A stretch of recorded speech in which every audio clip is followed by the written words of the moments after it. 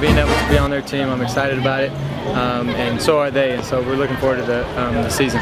But what was it that brought you here? You know, I don't think you've really done much of explaining the decision. Just why Oregon? What did you like about this program? Yeah, well, why not Oregon? That's what I told a lot of people. Always have great talent. Always well coached and a good conference, and they're each and every year they're always a team that you know can be in the college football playoff, and so that was intriguing. And then obviously with Coach Dillingham, Coach Lanning, when Coach Dillingham got the job, we have already had that connection, already had a great relationship from where he coached me back in the past, and so that had a lot to do with it.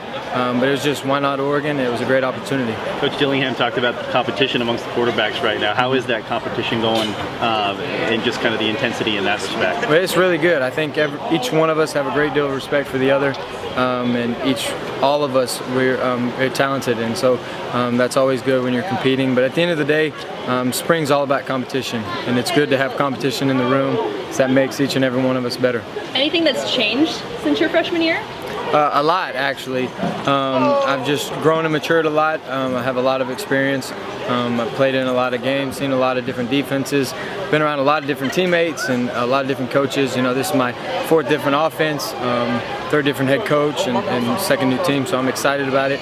I've adapted to change enough over time, and so I've started to really just embrace the challenges, like where I'm at right now, and looking forward to moving on in the future. Stewart here for the podcast. Auburn Football Sports Talk. We're talking Auburn football. Go ahead and like the video, comment, and subscribe to Vernon Speak Sports Auburn. Also, if you feel compelled to, we got the memberships popping. You can look up the information as far as that goes. Also, hit the Cash App. It will be pinned to the comment section. Got spring football, a lot of stuff going on across the country as far as spring football goes. A lot of interconnection with Oregon football and Auburn football, and we're going to talk a little bit about that today. And as always, it's great to be an Auburn Tiger, War Eagle. All right, so a couple of months ago, Bo Nix, you know, a lot of the beginning, this is kind of bittersweet for me. The beginnings of my channel were really predicated on the previewing of Auburn versus Oregon. I thought that was one of the more intriguing matchups of Auburn's football season. And a lot of folks around the college football world were really intrigued by the 2019 Advocare Classic, where Auburn took on Oregon. You had a lot of stuff going on. You had a lot of five-star recruits that were going to potentially be playing in this football game. You also have the kind of revenge factor for Oregon. I mean, even though it was almost, 10 years ago, Oregon faced Auburn in the national championship game back in 2010 when Cam Newton had his legendary stand at Auburn. And the crowds, the fans, were back and forth throughout the offseason, and it was just a big deal. It was just a big deal.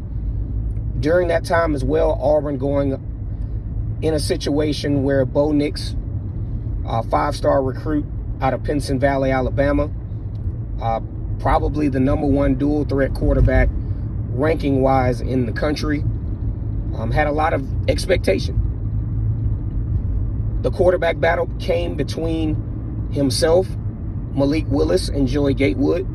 Malik Willis subsequently hit what has really been a popular thing, which is going to lead to another point, the transfer portal, and wound up at Liberty having one of the best turnarounds in college football history, maybe. Probably is going to be a top first-round pick, early second-round pick as a quarterback, as Malik Willis will probably be. Joey Gatewood, on the other hand, has switched positions in yet his third transfer stop as he goes to the University of Central Florida with the coach that recruited him, Gus Malzahn, switches position from quarterback to wide receiver. Bo Nix, on the other hand, historic win against Oregon in very dramatic fashion, went on in 2019 to be the SEC Freshman of the Year. A lot of folks thought that Derek Stingley should have gotten the SEC Freshman of the Year. I think Bo Nix's performance against Alabama really helped his cause in getting that. It's kind of hard to deny him as a true freshman quarterback defeating Alabama in the way that they did. Bo Nix had some real rocky moments, especially against Florida, especially against even Tulane. He was a little shaky there. Oregon, when you look at the stats, that one was a little shaky. Definitely iffy. Definitely iffy in the Georgia game. Georgia kept pressure on them. They really came with some elaborate blitz packages. However, Bo Nix having a really interesting first year. Was enough to get him SEC Freshman of the Year. Congratulations on that. He's also a legacy of Patrick Nix, who had some great moments at Auburn back in the early to mid 90s. And second year wasn't so good. Bo Nix struggled a little bit the second year. That was 2020. Now, mind you, in all of this, each year that Bo Nix was quarterback at Auburn, he had to be introduced each year to a new system. Now, in my opinion, I think with Bo Nix, when you look at this stuff, it's just poor homework on his part. I think every now and then we go with our heart instead of going with what will really work down the stretch. And I think it cost him.